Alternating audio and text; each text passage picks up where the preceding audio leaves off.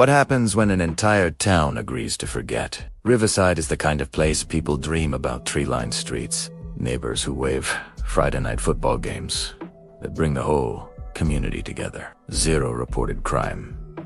Anyway, when journalist Maya Chun arrives to write a feature on America's safest small town, she expects softball interviews and cherry pie at the local diner. What she finds instead is a community living inside a carefully constructed lie. It starts with small things. Questions that go unanswered. Conversations that stop when she enters a room. A memorial in the town square with fresh flowers but no name on the plaque. Then she meets Emily Bradford, a 17-year-old who shows up at Maya's motel room at 2 a.m. with a desperate plea. "They're pretending my sister never existed. You have to help me remember her." Sarah Bradford disappeared 6 months ago, vanished from her bedroom in the middle of the night. But according to police records, school enrollment, even her own parents, Sarah Bradford never lived in Riverside at all. An entire town has erased a teenage girl from existence. And when Maya starts asking why, she discovers something more terrifying than the disappearance itself. Everyone knows what happened. They've just agreed never to speak of it again. The truth is buried. The silence is enforced, and Maya has just become a threat to a secret the whole town is willing to protect. At Han Coast. Maya Chun drove past it doing 45 in a 50 zone, watching the speedometer carefully. She'd learned long ago that small towns noticed outsiders, and the last thing she needed was to start her assignment by getting pulled over. The assignment itself was supposed to be easy. A human interest piece for the magazine, small town values in modern America, or something equally soft. After 6 months covering gang violence in Chicago, her editor thought she needed something gentle, something hopeful. Riverside certainly looked the part. Main Street stretched before her like a Norman Rockwell painting come to life. Victorian storefronts with hand-painted signs. Flower boxers bursting with autumn mums. A hardware store with rocking chairs on the porch. The American flag hung from every lamppost. Each one perfectly aligned, each one pristine. It was beautiful. It was also unsettling in a way Maya couldn't quite name. She pulled into a parking spot outside Magia's Diner, the kind of place, with checkered tablecloths and a chalkboard menu. Through the window, she could see families eating lunch, a waitress refilling coffee, everything warm and normal. Maya grabbed her recorder and notebook, checking a reflection in the rearview mirror. Professional, but approachable. She'd done 100 interviews like this. Inside, the diner went quiet.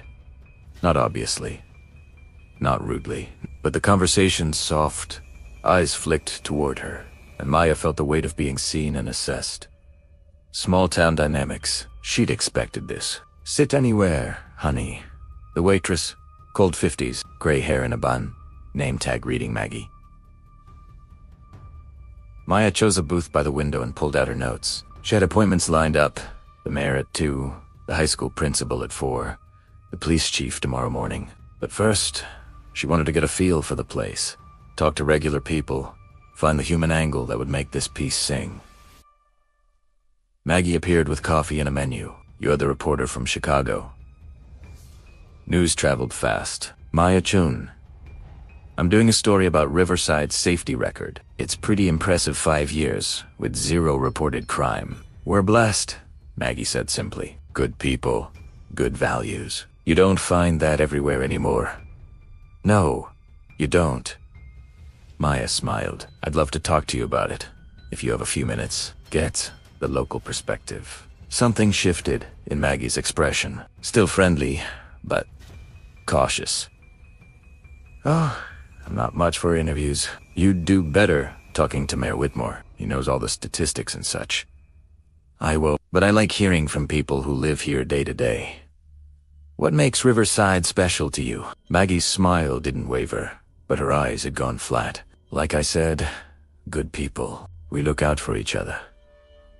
"Now, what can I get you for lunch?" Maya ordered a sandwich she didn't want and watched Maggie retreat to the kitchen. Around her, conversations had resumed, but she noticed something odd. No one was looking at her anymore. Deliberately not looking. She pulled out her phone, scrolling through her research notes. It was statistically impossible. Every town had crime, domestic disputes, theft, drunk driving. Even the safest communities couldn't maintain a perfect record. Unless they weren't reporting it. Maya made a note to dig into that with the police chief. A sandwich arrived delivered by a different waitress. Younger, maybe early 20s. She set the plate down without making eye contact. "Thank you," Maya said. "I'm Maya. What's your name?" The girl hesitated. Ember. Nice to meet you, Ember. Have you lived here long? All my life. Ember glanced toward the kitchen where Maggie was watching. I should get back to work. Just one quick question, Maya said gently. What do you think makes Riverside so safe? Amber's expression went carefully blank. People here respect each other. We follow the rules. That's all. She walked away before Maya could ask anything else. Maya ate her sandwich in silence, watching the town through the window. People walking dogs. A mother with a stroller. 2 elderly men sitting on a bench, talking quietly. Everything normal. Everything perfect. Everything wrong. The motel was called the Riverside Innate Rooms, all on the ground floor, arranged in an L shape around a parking lot. Maya's room was clean but dated. Floral bedspread, landscape paintings in plastic frames, a TV bolted to the dresser. She set up a laptop on the small table by the window and started organizing her notes. Outside, the sun was setting, painting the sky in shades of orange and pink. It should have been peaceful. Instead, Maya felt watched. She got up, checked the parking lot. Empty, except for a rental car and a pickup truck 3 spaces down. The office window showed the desk clerk, an older man who'd barely spoken during check-in reading a newspaper. Maya closed the curtains and returned to her laptop. She pulled up Riverside's local newspaper website, the Riverside Chronicle, published weekly. The most recent edition led with a story about the high school football team's winning streak. Below that, a feature on the Harvest Festival. Obituaries. Wedding announcements. No crime reports. No police blotter. She scrolled back through 6 months of archives. Nothing. A year. Still nothing. Maya opened a new search. Riverside Missing Persons. The results were sparse. One case from 8 years ago, a elderly man with dementia who wandered off and was found the next day. Another from 12 years ago that mentioned Riverside only because the missing person S-car had been spotted passing through. Nothing recent. She tried different search terms. Riverside investigation, Riverside scandal, Riverside controversy. Almost nothing. Just a brief mention in a regional newspaper from 7 months ago about a town meeting to discuss community standards. No details. No follow-up. A knock at the door made Maya jump. She checked the people. A teenage girl stood outside, hands shoved in the pockets of a hoodie, looking nervously over her shoulder. Maya opened the door, keeping the chain attached. Can I help you? Are you the reporter? The girl's voice was barely above a whisper. Yes, I'm Maya Chun. I need to talk to you, but not here. Can you meet me at the park on Cedar Street in 20 minutes? By the memorial? What's this about? The girl glanced back at the parking lot. My sister. Please. 20 minutes. She turned and walked quickly toward the street, disappearing into the gathering darkness. Maya stood in the doorway, every journalist instinct firing. This could be nothing a prank, a distraction, or it could be the real story hiding beneath Riverside's perfect surface. She grabbed her jacket and keys. The park was a 10-minute walk, small, just a couple of acres, with playground equipment, a baseball field, and scattered benches. In the center, a stone memorial, maybe 4 feet tall, with a bronze plaque. The girl was waiting, sitting on a bench nearby. Maya approached slowly, hands visible. I'm Maya, Emily Bradford. The girl looked about 17, dark hair pulled back, pale face, eyes red from crying. Thank you for coming. What's this about, Emily? Emily pulled out her phone, opening the photo app. This is my sister, Sarah. She's 15. She disappeared 6 months ago. The photo showed 2 girls, clearly sisters, arms around each other, smiling. One was Emily. The other younger. Blonde where Emily was brunette must be Sarah. I'm sorry, Maya said carefully. Has there been an investigation? That's just it. Emily's voice cracked. There is no investigation, because according to everyone in this town, Sarah never existed. Maya felt a chill that had nothing to do with the autumn air. What do you mean? I mean, she's been erased. Her room at home is a guest bedroom now. Her school records are gone. Our parents... Emily's hand shook. Our parents look at me like I'm crazy when I mention her. They act like they only have one daughter, like Sarah was never born. Emily, that's not possible. I have proof. Emily pulled out a folded piece of paper. This is us at the summer carnival 2 years ago. See? Sarah and me. And here she pulled up more photos on her phone. Her birthday party. Christmas morning, the first day of school. She existed. I'm not making this up. Maya studied the photos. Te were real. No signs of manipulation. 2 sisters. Clearly close. Documented across years of shared life. When did she disappear? 6 months ago, March 15th. She went to bed, and the next morning, she was just gone. Her window was open. She took some clothes, her phone, some money from her piggy bank. I told my parents. They called the police, and everyone started looking. And then what happened? Emily's eyes filled with tears. And then everyone stopped, like someone flipped a switch. 3 days after she disappeared, no one would talk about her anymore. Her missing person posters were taken down. When I asked my mom where Sarah was, she looked at me like I was speaking another language, like the name meant nothing. That's not... Maya stopped. She'd been about to say, that's not possible.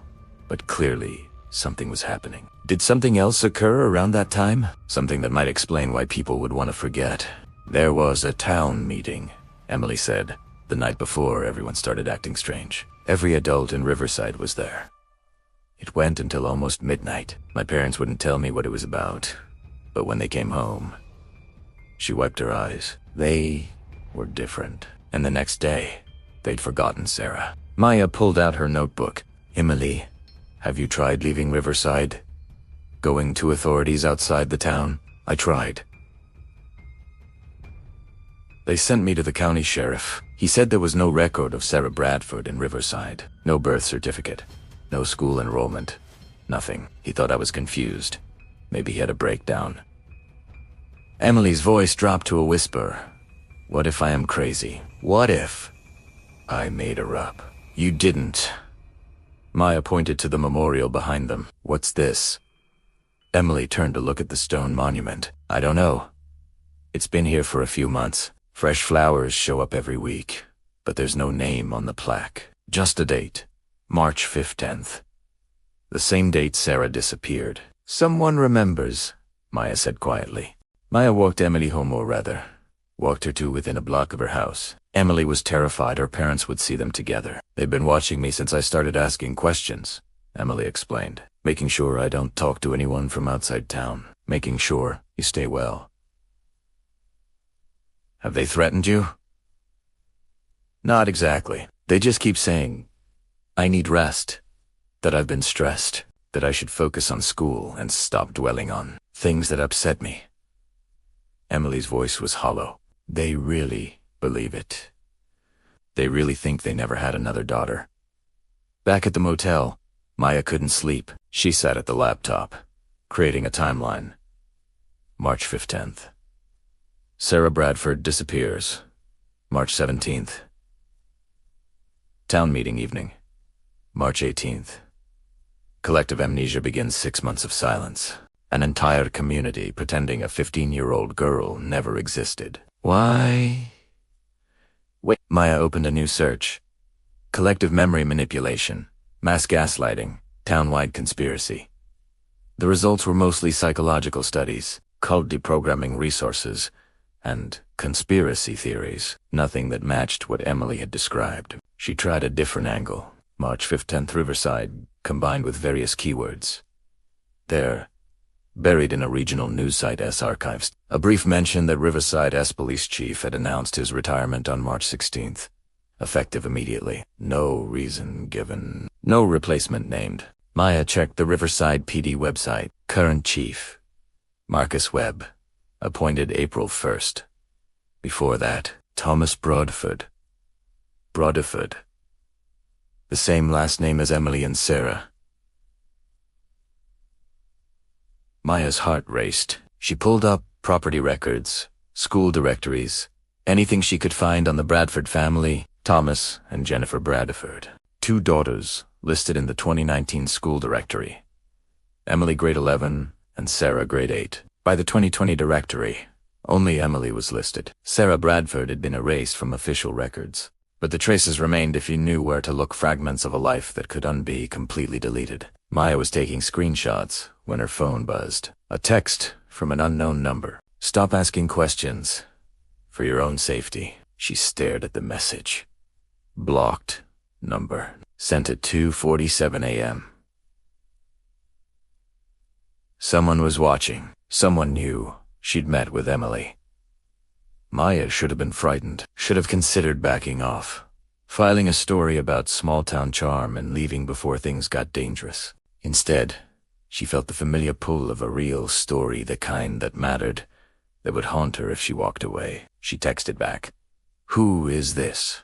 No response. Maya saved her research, backed it up to the cloud, and emailed copies to herself and her editor with the subject line, Riverside backup files. Then she lay in bed, staring at the ceiling, listening to the silence of a town pretending nothing had ever gone wrong. Somewhere in Riverside, Sarah Bradford existed in memory, if not in records, in the flowers left at an anonymous memorial, in a sister who refused to forget. And Maya was going to find out what happened to her, even if the entire town was determined to stop her. Maya woke to sunlight streaming through thin motel curtains and 3 missed calls from her editor. She called back immediately. Maya, what the hell are you doing? David's voice was tight with concern. I got your email. Backup files. What kind of story did you stumble into? I'm not sure yet. Maya sat up, rubbing her eyes. But something's very wrong here. A girl disappeared 6 months ago, and the entire town is pretending she never existed. That's not the puff piece I assigned you. I know. But David, this is real. I've seen photos. Talked to the sister. There was a town meeting the night after the disappearance. And after that meeting, everyone started acting like this girl was never born, including her own parents. Silence on the line. Then, send me everything you have. If this is what you say it is, we need to be careful. Small towns don't like outsiders digging into their business.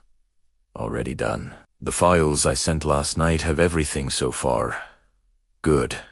Keep your head down. Gather evidence. And get out. Don't do anything stupid like confronting people directly. He paused. Maya, I mean it. If this is some kind of cover-up, they won't hesitate to make you disappear too.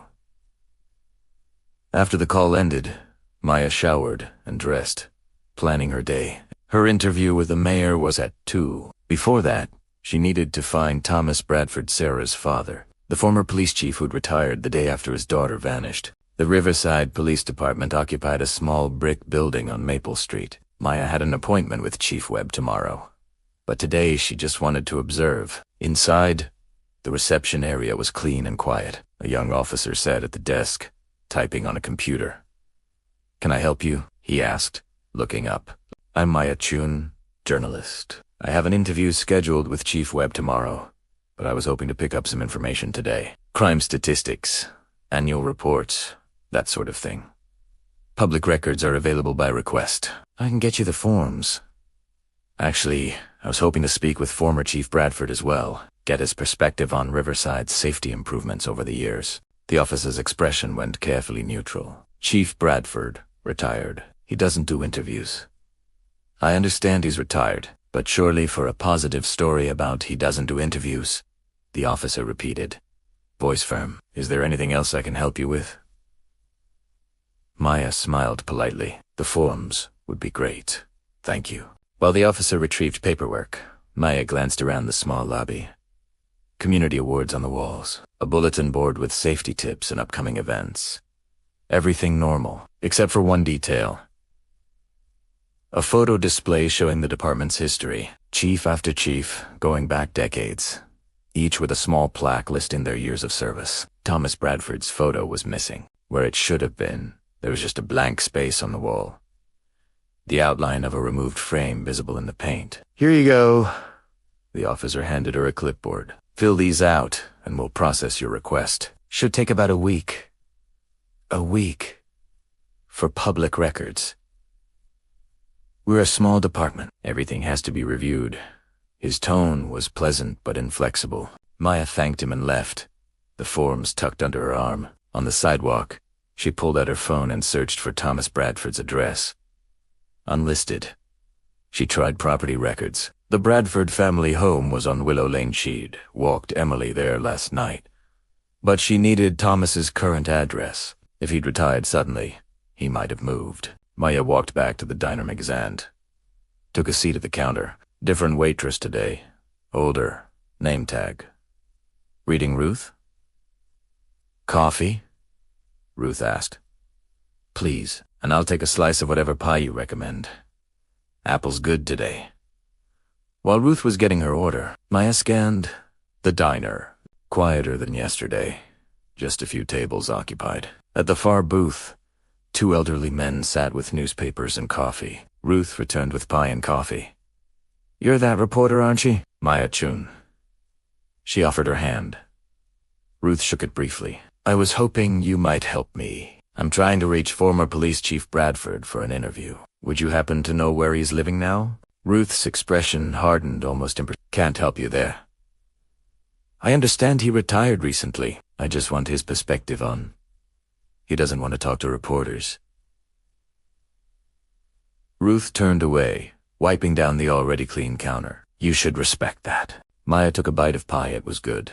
Probably homemade, and tried a different approach. This town really is something special. 5 years, 0 crime. That's remarkable. "We take care of our own," Ruth said without looking up. "I'm sure you do, but in my experience, every community has problems. Disagreements, accidents, things that go wrong despite everyone's best efforts. Not here. Nothing. In 5 years, no domestic disputes, no thefts, no kids getting into trouble." Ruth finally looked at her, eyes cold.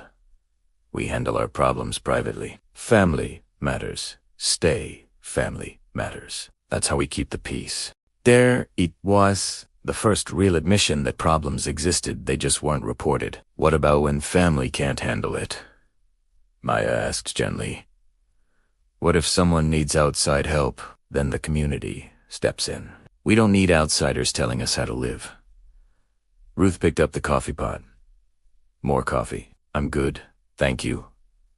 Maya finished her pie in silence, aware of the weight of eyes on her. The two men in the booth had stopped reading their papers.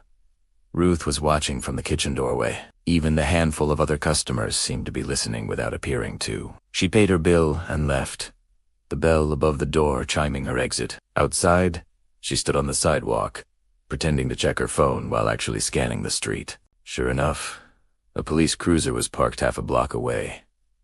The officer inside wasn't even pretending not to watch her. Maya was being monitored. She walked back to the motel, keeping her pace casual, and once inside her room, immediately opened her laptop. If they were watching her physical movements, she needed to be smarter about her digital research. She pulled up a map of Riverside, marking locations.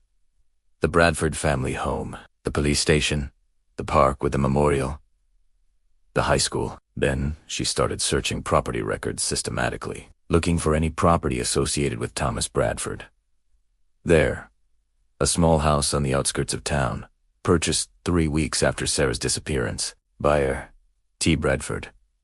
He hadn't moved far, just far enough to be outside the main town center, away from curious eyes. Maya checked her watch. Noon. 3 hours until her meeting with the mayor, enough time to make an unscheduled visit. She grabbed her jacket and recorder, then paused. If she drove, they'd follow her. She needed a different approach. Maya left the motel on foot, heading in the opposite direction from Thomas Bradford's house. She walked to the small grocery store, went inside, browsed for 15 minutes, then exited through the back delivery entrance. From there, she cut through a residential area, keeping 2 side streets, until she reached the edge of town where houses gave way to farmland. Thomas Bradford's house was a small ranch-style home set back from the road, surrounded by pine trees. No car in the driveway, but lights on inside. Maya approached the front door and knocked. Footsteps. The door opened a crack. Chain still attached. The man who looked out was in his 50s, unshaven eyes, haunted. He stared at Maya like he'd seen a ghost. Thomas Bradford, Maya asked. I don't do interviews. I'm not here for an interview. I'm here about your daughter. His face went white. I don't have a daughter. Emily sent me. She's trying to understand what happened to Sarah. Bradford's hand tightened on the doorframe. Leave. Now. Mr. Bradford, please. I know Sarah disappeared. I know there was a town meeting. I know everyone pretends she never existed. But Emily remembers, and so do you. You don't understand. Then help me understand. What happened to your daughter? Bradford glanced past her, scanning the road, the trees, as if expecting someone to materialize. When he looked back at Maya, she saw something that made her blood run cold. Terror. If you keep asking questions, he whispered, they'll make you disappear too. Who will everyone? He started to close the door. Leave Riverside. Forget you ever came here. Forget you heard the name Sarah Bradford. I can't do that. Then you're already dead. The door slammed shut. Mayor Richard Whitmore's office occupied the second floor of town hall, a beautiful old building with marble floors and portraits of former mayors lining the walls. Whitmore himself was exactly what Maya expected.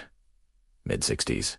Silver hair, expensive suit, warm smile that didn't reach his eyes. He stood when his secretary showed Maya in, extending a hand. Ms. Chun, welcome to Riverside. Can I offer you coffee? Water? I'm fine, thank you.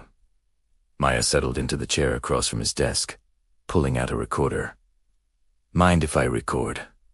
Not at all. Transparency is important to us here. Maya, hit record. Major Whitmore Riverside has maintained 0 reported crime for 5 years. That's an extraordinary achievement.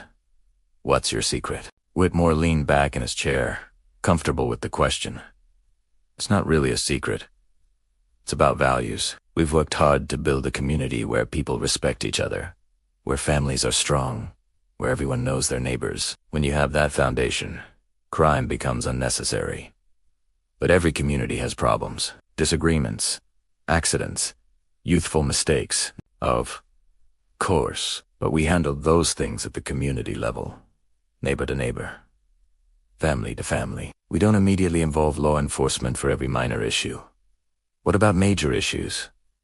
Violent crime, for instance. We haven't had a violent crime in 5 years, Whitmore said smoothly. That's the point. Maya nodded, making notes. I noticed former police chief Bradford retired rather abruptly last March. Was that related to the safety initiatives? Something flickered across Whitmore's face, too quick to identify. Chief Bradford served Riverside honorably for 23 years. His retirement was a personal decision. Chief Webb has done an excellent job continuing his legacy. Were there any unusual circumstances around his retirement? I'm not sure what you mean. He retired with less than 24 hours' notice. That's unusual for someone in his position. Whitmore's smile hardened slightly. Family matters. I'm sure you can respect his privacy. Of course. Maya shifted. I also noticed a memorial in the park. March 5th, 10th. No name. Can you tell me about that? The temperature in the room dropped. Whitmore was still smiling, but his eyes had gone flat. That memorial honors the community's commitment to safety. The date marks when we renewed our pledge to protect one another. Protect from what? From the kind of violence and chaos that plague other communities. Miss Chun, I'm sensing your questions are taking a negative turn. I thought this was a positive story about small-town values. It is, Maya said carefully. But part of what makes Riverside interesting is how you've achieved these results. Readers want to understand the mechanisms. The mechanism is simple. Good people making good choices. Whitmore stood. Interview clearly over. I'm afraid I have another meeting. If you need more information, my office can provide you with statistics, testimonials from residents, whatever you need for your story. Maya stood as well, pocketing a recorder. One more question. Do you know anyone named Sarah Bradford? The room went silent. Whitmore's expression didn't change, but his hands resting on his desk tightened. I don't recognize that name, he said softly. Should I? She would have been a student at Riverside High. 15 years old, disappeared last March. We don't have missing persons in Riverside, Ms. Chun. We don't have disappearances. We have families who sometimes relocate, teenagers who sometimes run away from home. But we don't have crimes. He moved toward the door, opening it. I think perhaps you've gotten some incorrect information. Small towns are subject to rumors. You know, outsiders sometimes misunderstand our ways.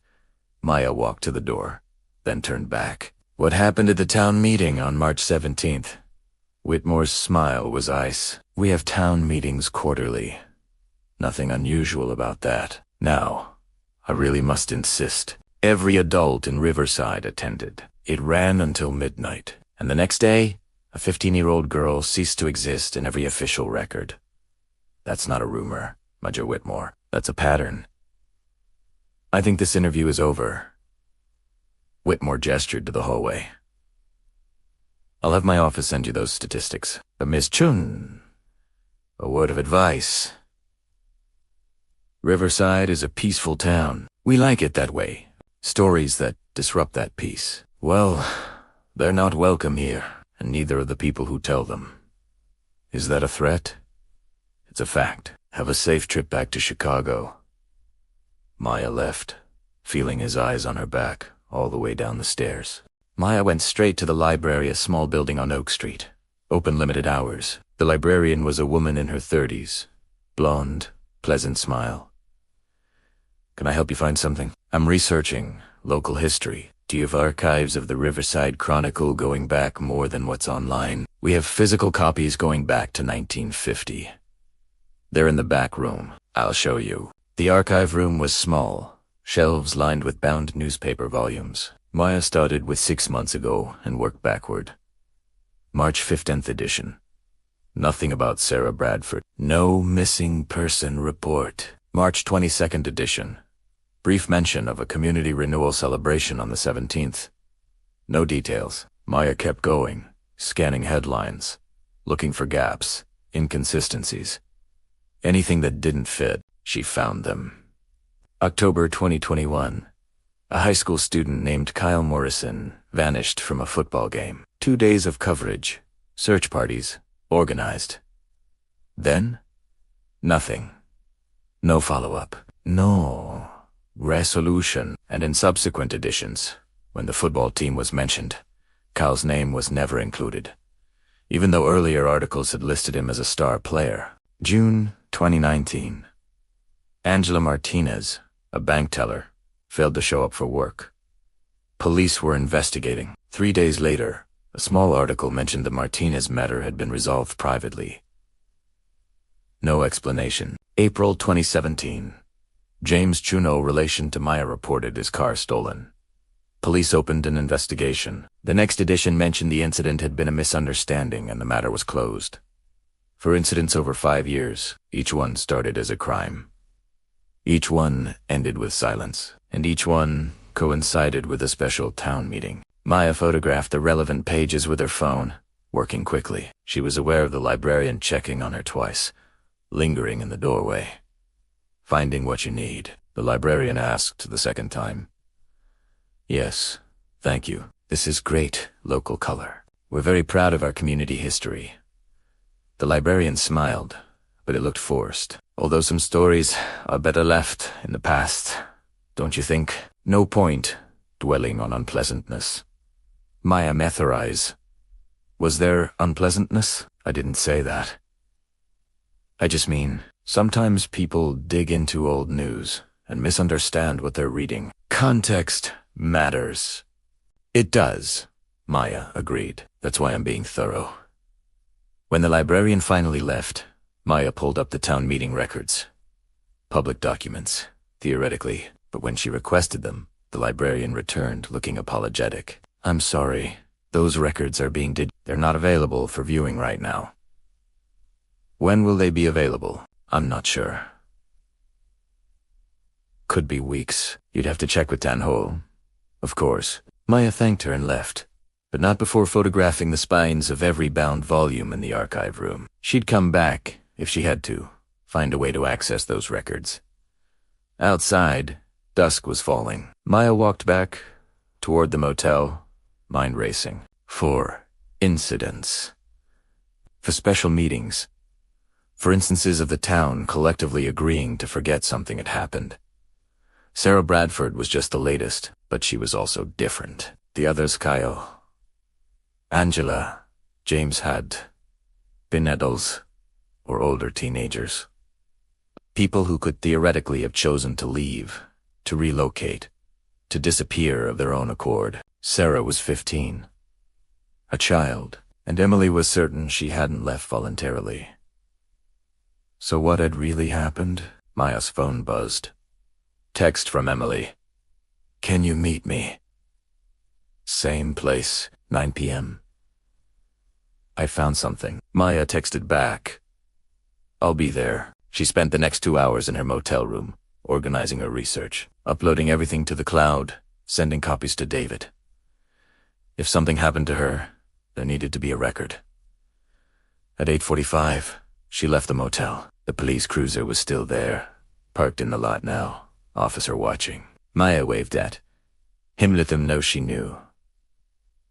They were watching and walked toward the park. The memorial was dark, just a shape against the night sky.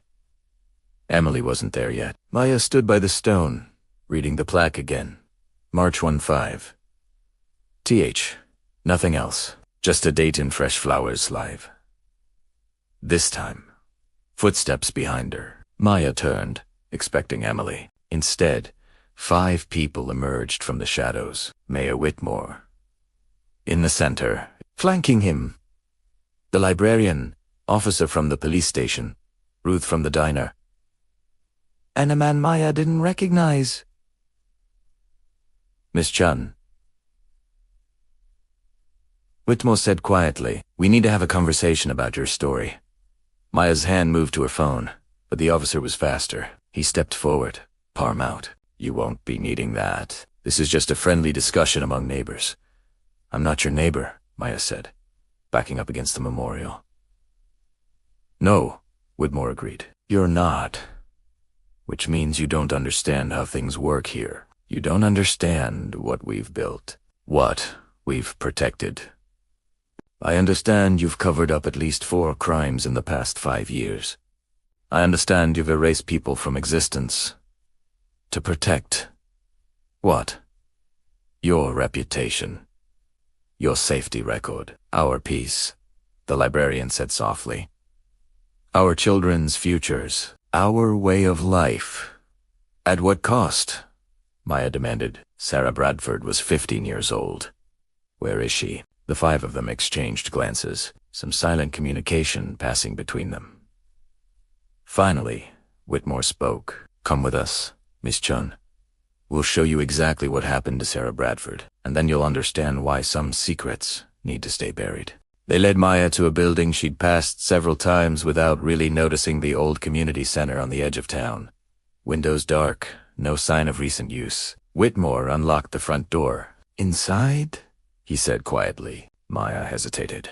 Every instinct screamed that crossing that threshold was dangerous. But she was also a journalist, standing in front of the story, the real story, and walking away now meant leaving Sarah Bradford's truth buried forever. She stepped inside. The community center's main hall was large, with a stage at one end and rows of folding chairs, but Whitmore led her past all that, through a door marked storage, down a set of concrete stairs. The basement was finished fluorescent lights, linoleum floors, several doors leading off a central hallway. It looked like it had been converted into office space. Or maybe classrooms. Whitmore stopped at a door marked Quiet Room and pulled out a key. What is this place? Maya asked. This, Whitmore said, is where we keep our mistakes." He opened the door. The room inside was small but comfortable. A bed, a desk, bookshelves lined with novels, a small bathroom visible through another door, and sitting at the desk, doing homework by lamplight, was a blonde teenage girl. Sarah Bradford looked up, startled, as they entered. "Mayor Whitmore." She stopped when she saw Maya. "Who's that?" Maya's mind reeled. Sarah was alive. Here, hidden beneath a community center, while her sister searched desperately for any trace of her. "Sarah." Maya breathed. "Your sister's been looking for you." Sarah's expression shuddered. "I don't have a sister, Emily. She showed me photos of you together. She's been trying to convince the whole town that your real Emily needs to let go," Sarah interrupted, voice flat. "For her own good." Whitmore placed a hand on Maya's shoulder, gentle but firm. "Let's talk outside." Back in the hallway, Maya turned on him. "You're holding her prisoner. That's kidnapping, false imprisonment. Whatever you think you're protecting, we're protecting her," the librarian, whose name Maya still didn't know, said softly. "And we're protecting this town." "From what?" Whitmore gestured to a different room. "Let me show you something." This room was clearly an office. A desk, filing cabinets, a wall covered in photographs and documents. Maya recognized some faces: Kyle Morrison, Angela Martinez. Others she didn't know. 5 years ago, Whitmore began. Riverside was dying, young people leaving, businesses closing, crime rising. We were becoming one of those forgotten towns you read about. Then we made a decision. We committed to creating a community worth staying in. A place where people felt safe, where families wanted to raise children. By covering up crimes, by handling our problems internally. Whitmore pulled out a file. Kyla Morrison, he wasn't missing. He assaulted a girl at a party. In a normal town, that means police, lawyers, courts, his name in the paper, his future destroyed, the girl's trauma made public, families torn apart. Here, we handled it differently. He showed Maya documents, witness statements, a signed confession from Kyle, and an agreement. Kyle admitted what he did, made restitution to the victim. Attended counseling, moved to his aunt's house in Nevada to finish school. The victim got justice without having to endure a public trial. Kaya got a second chance. And Riverside remained peaceful. "That's not justice," Maya said. "That's vigilantism." "Is it?" Ruth stepped forward. "The victim chose this path. Said it was better than what the courts would put her through. Should we have forced her to endure that because it fits your idea of proper procedure?" Maya wanted to argue, but the words stuck. She'd covered enough assault cases to know how the system traumatized victims, how few perpetrators faced real consequences, how justice was often theoretical. But this was something else entirely. "What about Angela Martinez?" Maya asked. "Embezzlement," the officer said. She'd been stealing from the bank for 2 years. Small amounts, but it added up. She confessed, returned the money, and accepted exile. She lives in Oregon now, works in retail, stays away from positions of financial trust, and James Chun, the stolen car. Not stolen. He lent it to his nephew, forgot, and reported it stolen when he couldn't find it. An honest mistake that would have wasted police resources and potentially gotten his nephew arrested. We clarified the situation privately. Whitmore pulled out another file. Every incident in the past 5 years. We have documentation, confessions, agreements, restitution. We didn't cover up crimes. Miss Chun, we resolved them in ways that protected everyone involved. Except you erased them, Maya said. Made people forget. That's not resolution. That's denial. It's moving forward. The librarian's voice was passionate now. It's refusing to let single mistakes define people's entire lives. It's giving second chances without public shame. Is that so wrong? Maya looked at the files, at the photographs, At these people who genuinely believed they were doing the right thing. What about Sarah? She asked quietly, what mistake did a 15-year-old make that required you to erase her existence? The room went silent. Finally, Whitmore spoke. Sarah didn't make a mistake. She witnessed one. They returned to Sarah's room. This time, Sarah was standing, arms crossed, defiant. You might as well tell her everything, Sarah said to Whitmore. She's not going to leave it alone anyway. Whitmore sighed, pulling up a chair. Sarah was at a party in March. A graduation party for some seniors. There was drinking, which we don't condone but understand happens. Sarah wasn't drinking, she was just there with friends. What happened? Maya asked it. Sarah's jaw tightened. I saw something I wasn't supposed to see. The mayor's son, Brandon, and his friends. They were with a girl from my class, Melissa. She was really drunk, like, couldn't walk drunk. And they were? Sarah's voice cracked. They were taking her upstairs. Maya's stomach dropped. I tried to stop them, Sarah continued. Told them to leave her alone, that she was too drunk to consent to anything. Brandon laughed at me, said I didn't know what I was talking about. His friends blocked the stairs. What did you do? I called 911. Reported what was happening. Sarah looked at Whitmore with something close to hatred, and that's when everything went to hell. Whitmore had the grace to look ashamed. My son and his friends were arrested. Sarah's testimony would have destroyed their futures. Brandon had college acceptances, scholarship offers. He was going to rape Melissa, Sarah shouted, or maybe he already had. I don't know, because you made sure I could never testify. We made sure everyone was protected, Whitmore said firmly. Melissa wasn't hurt. We got to her before anything irreversible happened. Brandon and his friends were dealt with how? Maya the mandate. How were they dealt with? Counseling. Restitution. They wrote apologies. They understood the gravity of what they'd almost done. Are they in jail? No. Are they registered sex offenders? There was no actual assault, because Sarah intervened. Maya's voice rose. And instead of thanking her, protecting her, you erased her. We gave her a choice, the librarian said quietly. Sarah could testify, go through a trial, have her name in the papers, become that girl who accused the mayor's son, or she could step back. Let the community handle it privately, live somewhere safe and quiet until everything calmed down. Maya looked at Sarah. They gave you a choice? Some choice, Sarah said bitterly. Destroy Brandon's future and probably my own, or disappear for a while. They said it would be a few weeks, maybe a month, just until people forgot about the party, moved on. But it's been 6 months. Because people don't forget. As highly as the town council thought, Sarah said. Emily kept asking questions. My parents started to remember things even though they'd agreed to the collective understanding. Every time someone showed signs of remembering, the council would hold another meeting, reinforce the narrative, remind everyone why it was better this way. Maya turned to Whitmore. You brainwashed an entire town.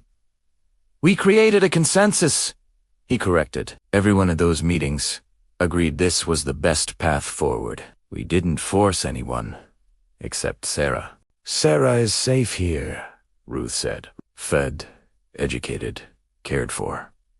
That's more than she'd have if she'd stayed in the public eye. Do you know what happens to girls who accuse popular boys of assault? The harassment, the threats, the social destruction. So you imprisoned her to protect her reputation. We protected her life. Whitmore sighed. And we protected this town. Riverside matters, Ms. June. What we've built, here the safety, the community, the trust it's fragile. One scandal, one trial, one media circus would destroy everything. Brandon Whitmore would destroy everything, Maya corrected. And instead of holding him accountable, you're punishing his victim. I'm not a victim, Sarah said quietly. I stopped it before anyone got hurt. You got hurt. Your sister got hurt. Your family got hurt. Sarah's eyes filled with tears. I know.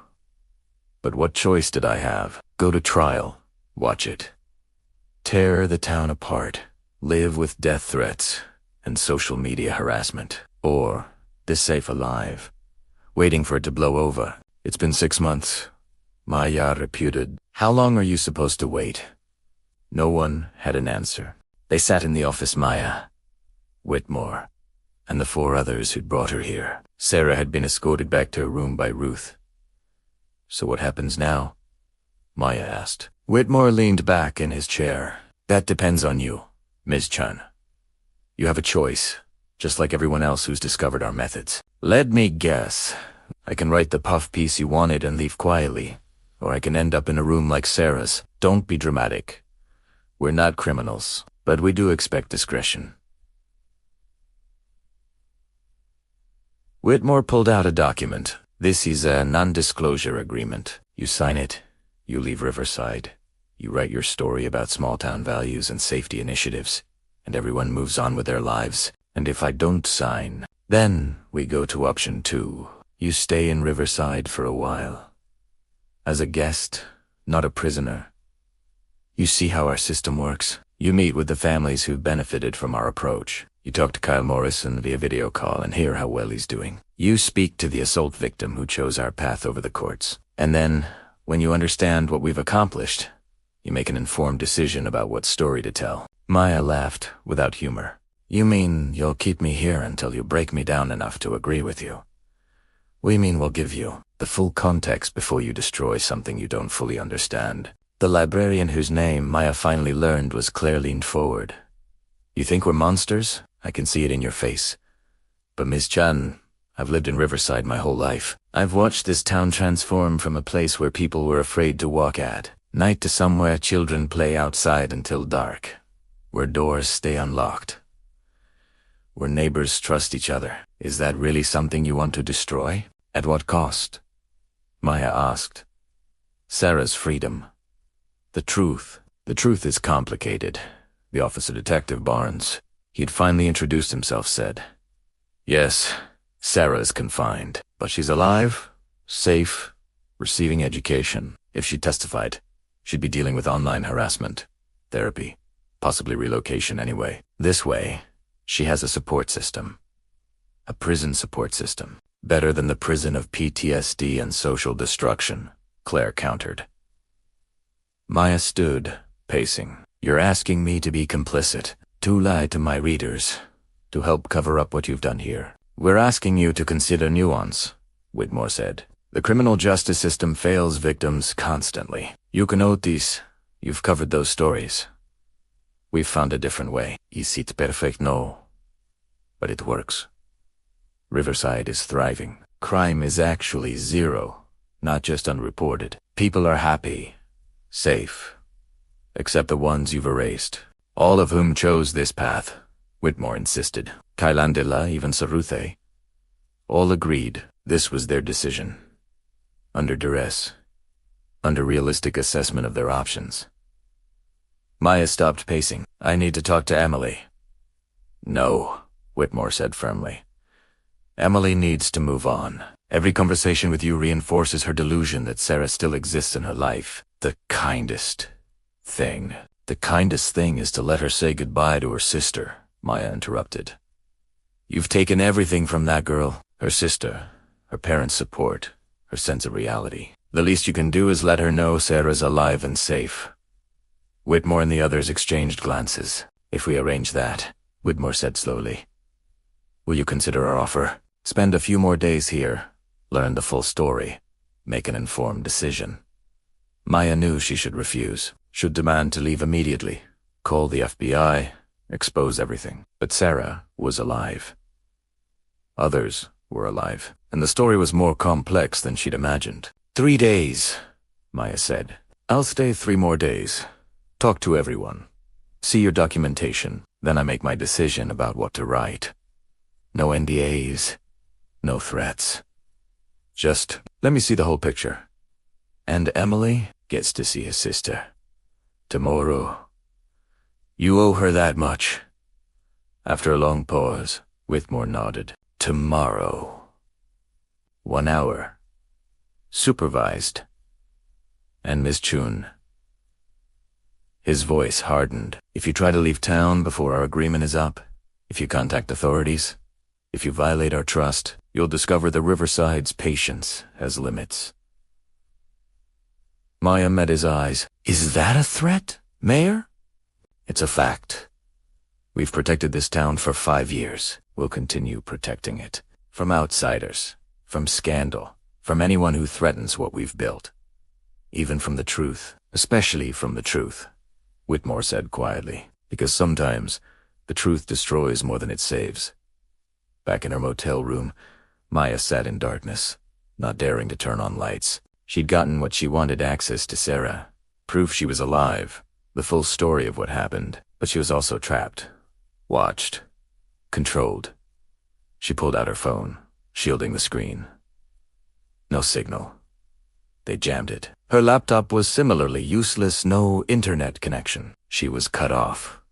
Maya went to the window, peering through the curtain. 2 cars in the parking lot now bowed. Occupé. They weren't even hiding the surveillance anymore. She had 3 days to decide. Expose Riverside's secret and potentially destroy a community that had, in its own twisted way, achieved something remarkable, or protect the system, let Sarah remain erased, and become part of the conspiracy herself. But there was a third option, one she was already forming in her mind.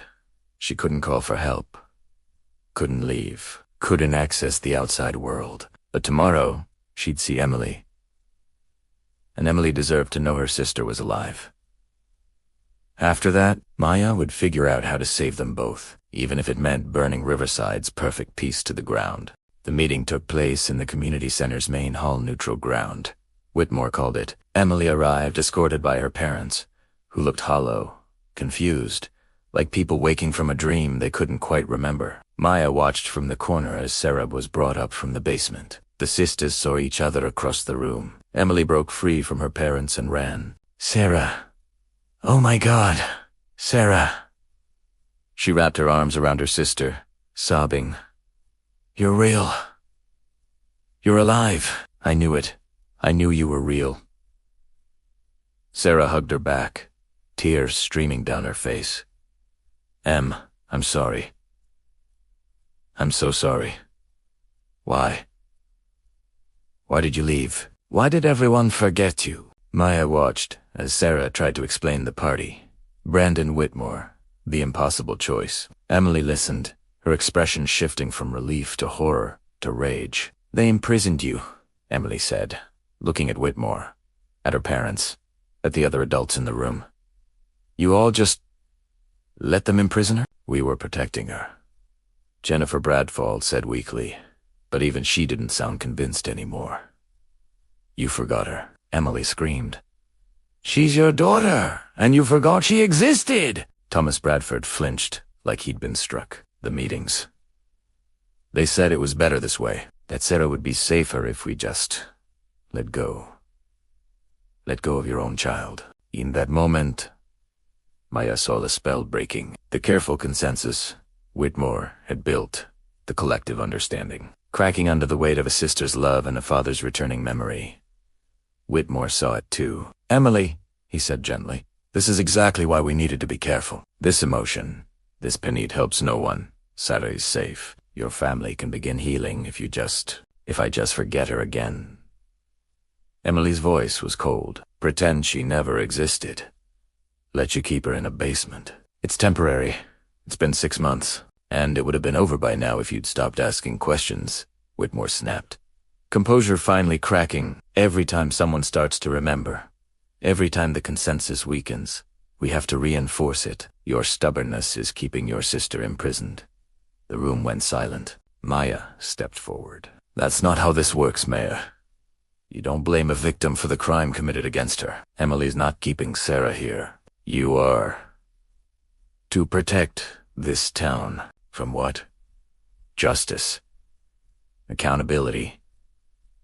Your son's consequences. Maya pulled out her phone, still jammed, but the photos were stored locally. I've documented everything. The other cases, the pattern, Sarah's imprisonment, even without internet, these files exist. People will see them. You agreed to 3 days. Whitmore sighed, voice dangerous. I agreed to learn the whole story. I have. And here's what I've learned.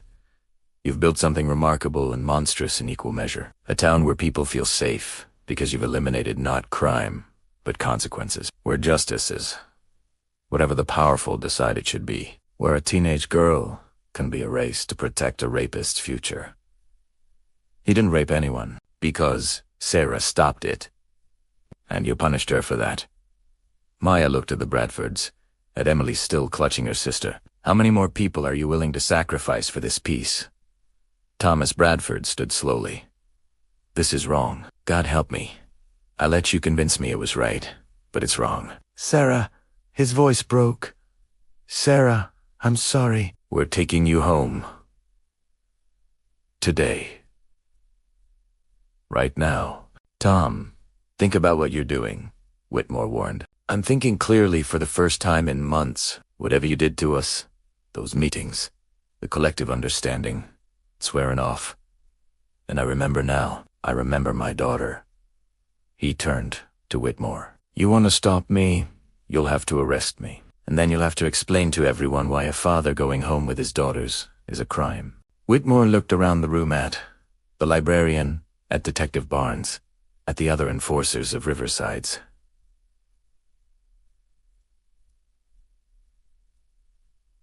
Pete. Maya could see the calculation in his eyes. Finally, he stepped back. Take her.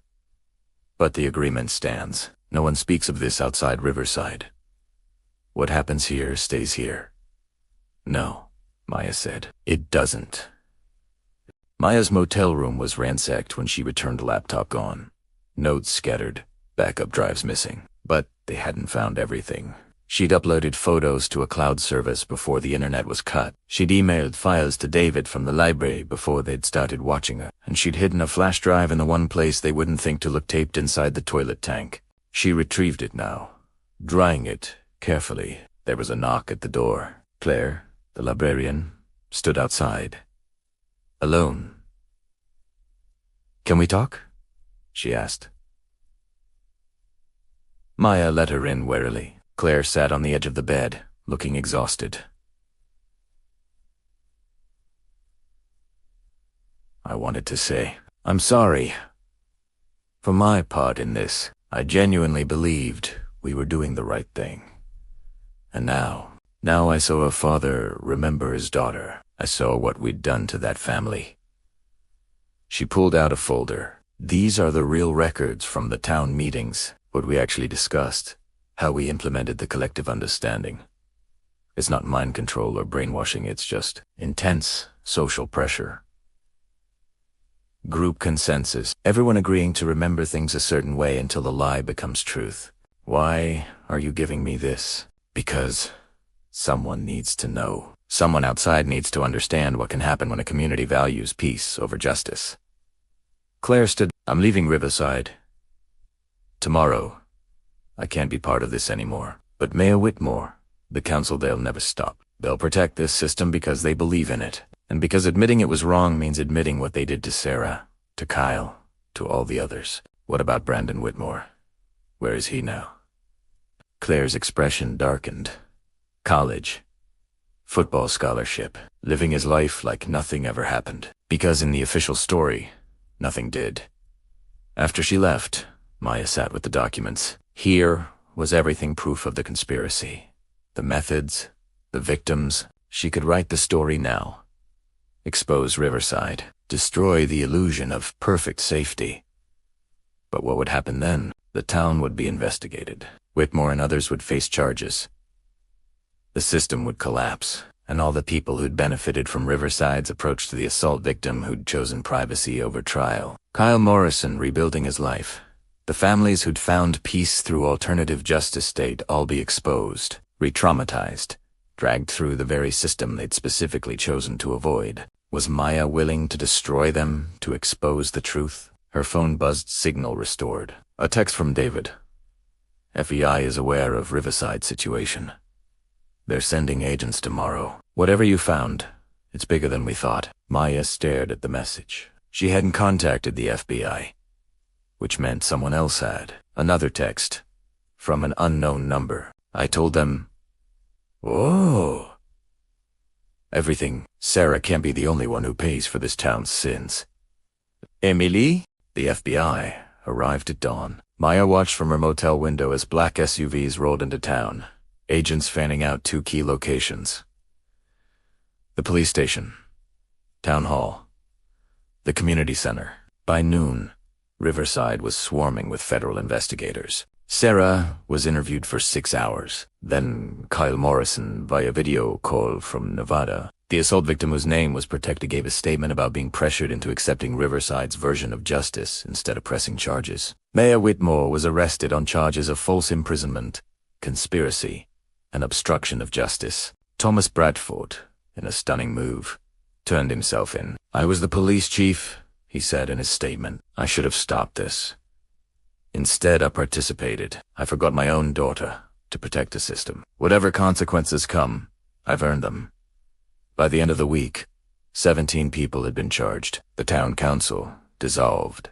Riverside's perfect safety record shattered, and Maya wrote the story. Not the puff piece she'd been assigned. Not even the simple expose of a corrupt town. She wrote about the gray areas of justice, about a community so desperate for safety that they convinced themselves erasing the truth was the same as preventing harm, about victims who chose silence because the alternative seemed worse, about the impossible choices people make when the system fails them. She wrote about Sarah Bradford and Emily's love that refused to forget, about Thomas Bradford's courage in facing his own complicity, about the people of Riverside who'd genuinely believed they were building something good. The story went viral. National news picked it up. Think pieces debated whether Riverside's approach, for all its flaws, had accidentally stumbled onto something the traditional justice system missed. Others called it exactly what it was: a conspiracy to protect the powerful at the expense of the vulnerable. Both were true. 6 months later, Maya returned to Riverside. The town had changed. No longer America's safest community. That sign was gone. New mayor, new police chief, new systems of accountability. Crime had risen to normal levels. So had trust in institutions. She found Emily at the park, sitting by the memorial. But the plaque had been changed now. It read, "Sarah Bradford, March 15, 2024, for those who refuse to forget." "They're making it a monument," Emily said as Maya approached. "For victims of Riverside's alternative justice." Sarah wanted it. Said if her imprisonment meant anything, it should remind people that perfect safety is a lie. That real justice requires truth, even when truth is uncomfortable. "How is Sarah?" "In therapy. We all are. But she's home. That's what matters." Emily looked at Maya. "Thank you for not letting them erase her." "You're the one who refused to forget," Maya said. "I just hope people see what you already knew." They sat in silence, watching the sun set over Riverside, a town no longer pretending to be perfect, learning slowly how to be honest instead.